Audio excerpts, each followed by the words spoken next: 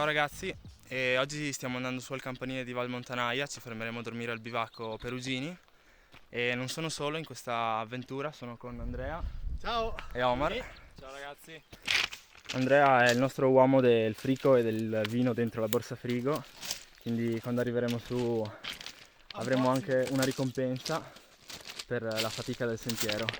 Dopo il rifugio Pordenone siamo risaliti per questo gravone e adesso dobbiamo arrivare là sopra. Com'è la salita? Sì, è impegnativa perché sono le 12 e fa parecchio caldo. Sicuramente devi essere allenato per fare questa salita. Sì, concordo.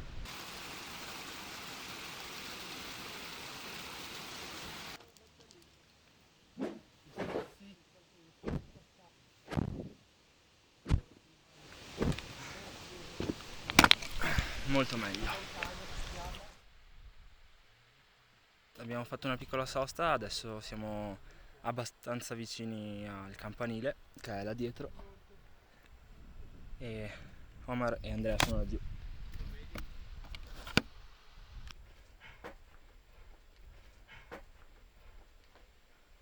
Allora, come anin su dres par de ca vicin in tal rio. Dopo bisogna fare un po' di zigozagos, dopo vedere l'ultimo tratto di là dretz in ta un gravon e dopo si quasi arriva su. Il sentiero tira abbastanza adesso.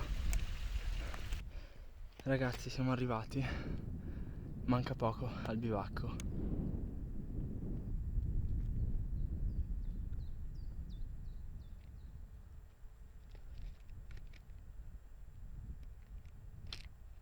Nonostante il caldo c'è ancora della neve qua sotto. Eccoci arrivati al bivacco. Finalmente. Tranquillissimo lui.